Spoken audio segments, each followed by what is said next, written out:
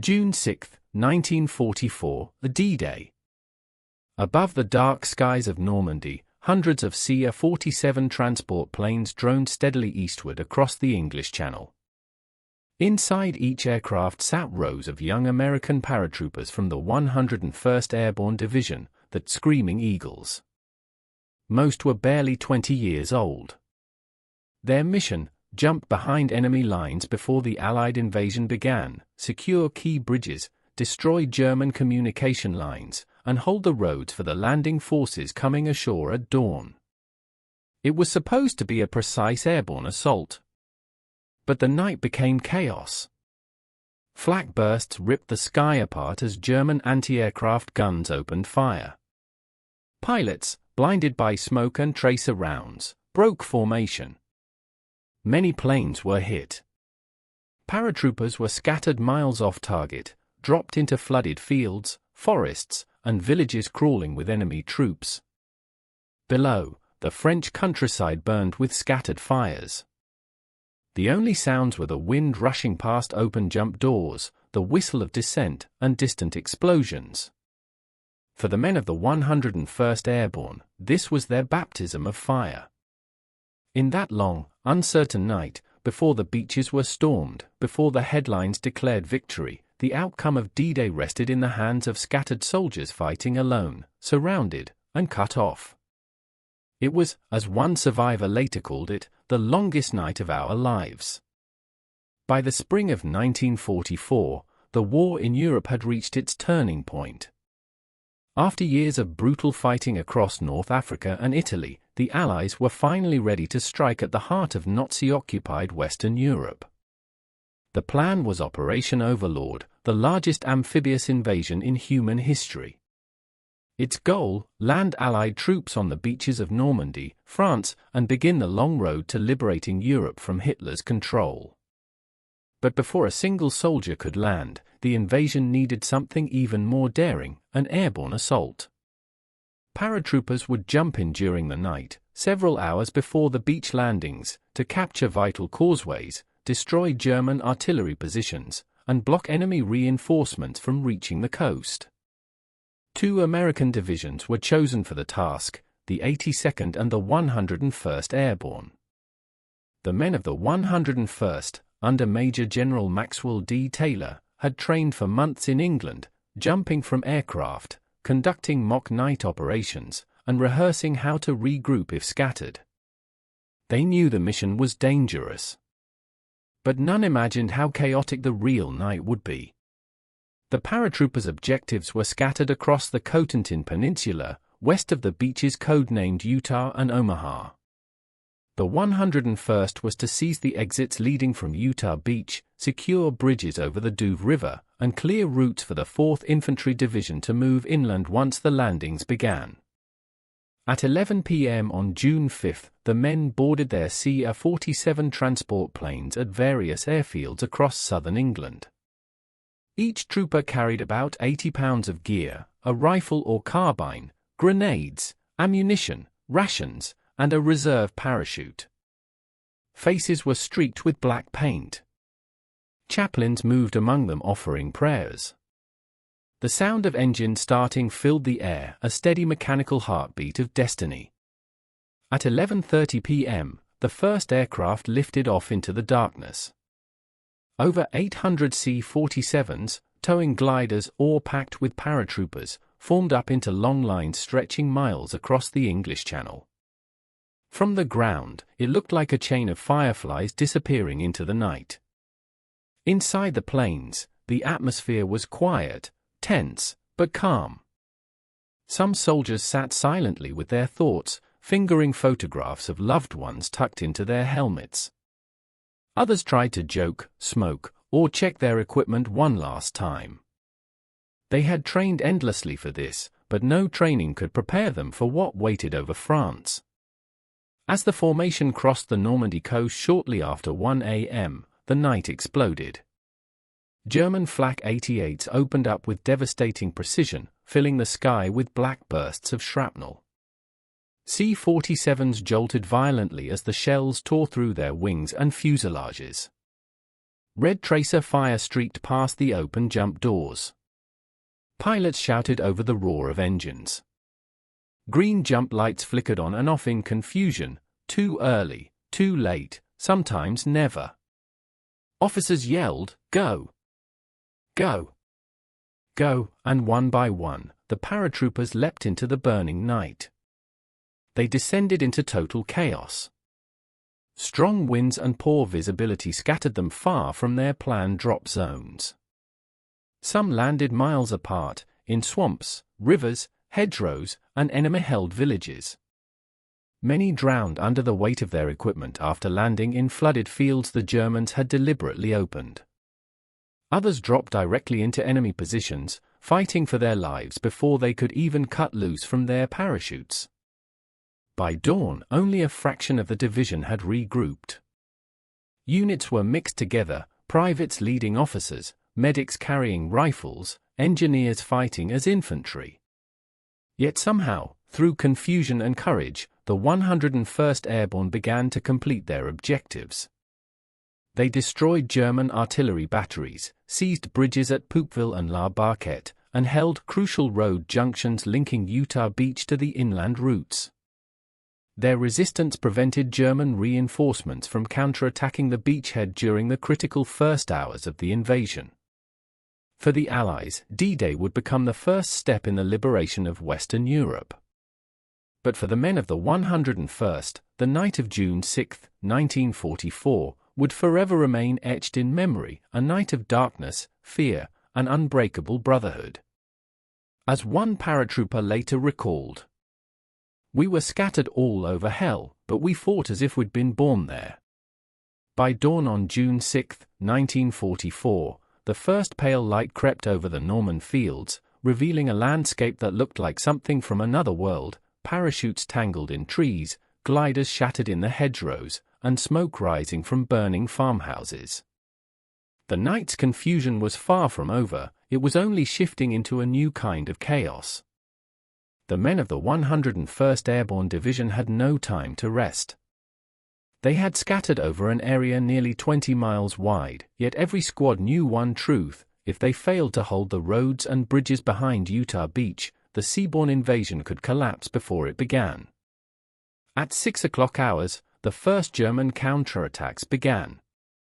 Infantry units from the 6th Fallschirmjäger Regiment and the 709th Infantry Division, supported by light armor, moved toward Sainte-Marie-du-Mont and the causeways leading from the beaches. The Americans were cut off, low on ammunition, and still without clear communication lines. Captain Frank Lilleman, Pathfinder leader of the 502nd PIR, recalled years later, "We weren't an army anymore. We were pockets of men fighting on instinct. The fighting was brutal and close.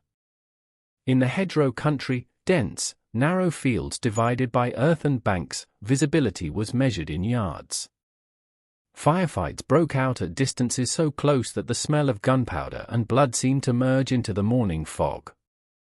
Paratroopers crouched low, firing M1 Garand and Thompson submachine guns through gaps in the hedges while shouting to one another in whispers, fearing ambushes from every direction. At Sainte-Marie-du-Mont, a group of just 30 men under Lieutenant Turner Turnbull held the northern approach road. When a German half-track appeared from the mist, they opened fire with captured milligram 42s and a single bazooka. The explosion lit up the hedgerow like a flare, and the troopers used the confusion to advance, clearing house to house. Private Raymond Bowman described it. "You could see them moving in the smoke. It wasn't a battle, it was like hunting ghosts that were hunting you back."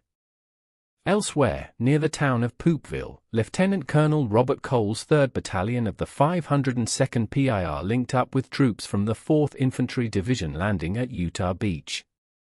That moment, around 8:30 a.m., marked one of the first successful connections between airborne and amphibious forces, a key objective of D-Day.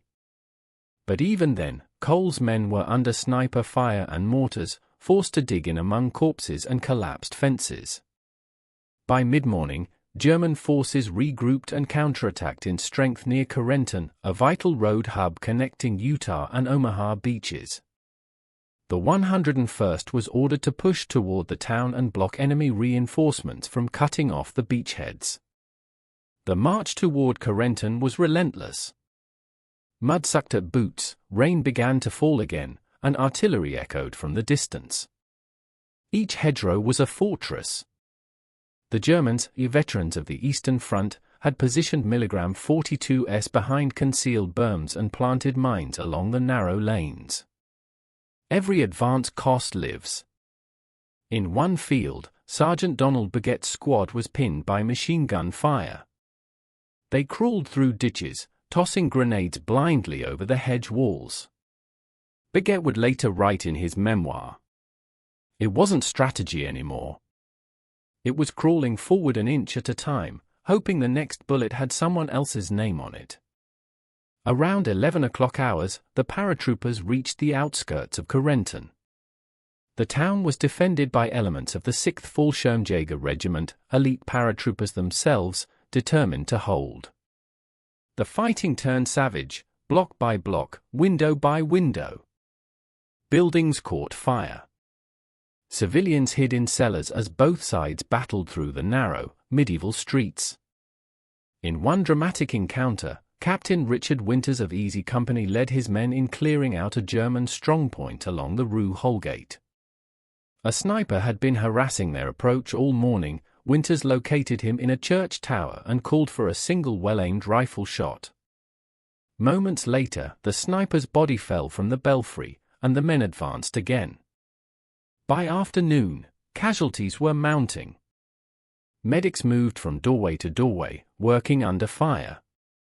Doc Eugene Rowe treated the wounded using field dressings soaked in mud and blood, often with nothing more than morphine and determination. He later said, "You stop thinking about who's winning. You just think about who you can still save." At 2 p.m. hours, the Germans launched their largest counterattack, infantry supported by armored cars pushing down the main road from the south. The 101st, exhausted and undersupplied, called for artillery from the beachhead.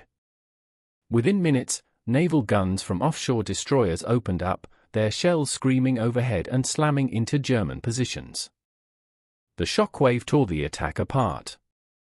By 4 p.m., the enemy began to withdraw toward Carentan's southern outskirts. The paratroopers, mud-caked and hollow-eyed, held their ground. They had lost many of their comrades, but the road between Utah Beach and Carentan was now secured. The link between the beachhead and the inland routes was finally open. As dusk settled, a strange quiet fell over the fields. The only sounds were the distant rumble of artillery and the soft rustle of wind in the hedgerows. Men who had jumped into France just hours earlier now sat beside burning wrecks, cleaning weapons, counting ammunition, and staring blankly into the horizon. Private Joseph Red Haskell wrote in his letter home 2 weeks later, "We started the night falling from the sky. We ended the day crawling through hell. But somehow, we made it." The longest night had turned into the longest day, but it was a victory bought yard by yard, man by man. The success of the 101st Airborne in those first 24 hours ensured the foothold that would grow into the liberation of Western Europe. By the morning of June 7, 1944, the men of the 101st Airborne Division were no longer scattered paratroopers, they were battle-hardened survivors. The hedgerows of Normandy, soaked in dew and blood, were now their defensive lines. Smoke still drifted from burning villages, and the air carried the acrid stench of cordite, mud, and decay. They had endured one of the most chaotic operations of the war and emerged holding the key to the Allied invasion, the link between Utah Beach and Carentan. But victory in Normandy would demand more than survival, it required endurance against the relentless counterattacks that soon followed. On June 10, German reinforcements from the 17th SS Panzergrenadier Division Gotz von Berlichingen moved toward Carentan. These were not scattered defenders, they were trained, organized, and determined to drive the Americans back into the sea. The paratroopers, already exhausted and running low on ammunition, braced themselves for what would become known as the Battle of Bloody Gulch. The terrain favored the Germans. Rolling fields bordered by thick hedgerows made every advance deadly. Paratroopers dug in behind hedges, set up captured µ-42s, and used fallen branches to camouflage their positions. They had no tanks and little artillery, only rifles, bazookas, and sheer will. At dawn on June 13, the counterattack began. The ground shook under the rumble of Panzer IV tanks and half-tracks. German infantry advanced behind them, their machine guns firing in bursts. The 501st and 506th Parachute Infantry Regiments bore the brunt of the assault. For hours, they held their positions under a storm of fire. Private Charles McKnight of Easy Company described the moment vividly. "We could see them coming through the fog, tanks, infantry, everything. We had nothing but courage between us and them." The paratroopers fought with desperation. Bazooka teams darted between ditches, firing at tanks from dangerously close range. When one anti-tank gun was destroyed, another crew took over the weapon before the smoke cleared. Every hedgerow became a fortress, every farmhouse a last stand. Captain Richard Winters, commanding Easy Company, coordinated a defense from a small rise overlooking the fields. He later recalled, "We had no line of retreat. We were it. If we broke, Utah Beach would be exposed." By mid-morning, the Germans had penetrated the outer defenses. Paratroopers called for air support, firing flares to mark their positions. Minutes later, the distinct roar of P-47 Thunderbolts filled the sky. Allied fighter bombers swept down in waves, strafing and bombing the advancing armor. The attack broke the German momentum. Tanks erupted in flames. Infantry scattered in confusion. The arrival of armored reinforcements from the U.S. 2nd Armored Division sealed the outcome. Together, the paratroopers and tank crews counterattacked, driving the enemy from the field. By afternoon, the fields near Corentin were littered with the wrecks of German armor and hundreds of fallen soldiers. The 101st Airborne had held. The cost was heavy. Entire squads had been wiped out. Medics worked through the night under candlelight, converting barns into makeshift aid stations. In one corner of a ruined church, a chaplain whispered last rites over the wounded. Outside, the survivors sat silently, their faces blank, their eyes hollow from exhaustion and loss. Sergeant Warren Skip Muck wrote in his diary, "We've lost more brothers than I can count. But every inch we've taken feels like a promise kept, for them, for everyone still coming ashore." In the days that followed, the paratroopers began to understand the scale of what they had achieved. The beaches were secure, reinforcements were flowing inland, and the German defense line in Normandy had been irreparably weakened. The road to Cherbourg was now open, and with it, the path to liberate France. The 101st Airborne remained in Normandy for weeks after D-Day, conducting patrols, clearing villages, and defending against sporadic German attacks. The fields they had fought for turned from battle zones to burial grounds. Wooden crosses marked where friends had fallen, often with helmets resting on top. Civilians slowly emerged from hiding. French villagers brought water, bread, and wine to the soldiers. Some wept openly, kissing the American flag sewn on their sleeves. For the paratroopers, it was a moment of quiet humanity amid the ruin. Private Eugene Smokied Riley recalled, "A little girl gave me a flower. My hands were still shaking from the fight, and she just smiled. That's when it hit me, we were part of something bigger than war." When orders finally came for the division to pull back to England in early July, the men were unrecognizable from those who had boarded the C-47s a month earlier. Their uniforms were torn, their boots ruined, their faces gaunt from fatigue, but they carried the pride of having done the impossible. General Maxwell Taylor, commander of the 101st, addressed his men before departure. "You came to Normandy to open the door. You did more than that, you tore it off its hinges." In the quiet fields of Normandy today, the echoes of June 6, 1944, still linger. The hedgerows that once hid soldiers now border peaceful farms. The villages that burned have been rebuilt, their church bells ringing where machine guns once roared. Yet, beneath the calm earth lies the memory of the 101st Airborne Division, the men who fell from the sky into darkness and carved victory from confusion. For the survivors, the memories of that night never faded. Many carried scars, visible and invisible, for the rest of their lives. They remembered the cold wind of the jump, the sound of bullets tearing through canvas, the cries of men scattered in the dark. But they also remembered the courage, the moment when scattered paratroopers found each other, when fear gave way to duty, and when small bands of soldiers changed the course of history. Major Richard Winters once said in an interview decades later, that night wasn't about glory. It was about doing what we were trained to do, stand our ground and trust each other. The story of the 101st Airborne in Normandy is more than a tale of battle. It is a testament to human endurance under impossible conditions. Against chaos, fear, and overwhelming odds, they held fast. Their actions ensured the success of D-Day and the liberation of Europe that followed. Today, the division's motto, "Rendezvous with Destiny," carries the same weight it did in 1944. On that longest night, destiny met them in the skies above France, and they did not falter. Every June, the people of Normandy lay flowers at the graves of those who never returned. The wind across the hedgerow seems to whisper their legacy, a quiet reminder that freedom was won not by perfect plans, but by ordinary men who refused to give up when everything went wrong. As the sun sets over the fields once again, the story of the 101st Airborne remains eternal. They came in darkness, fought in chaos, and left behind a dawn that changed the world.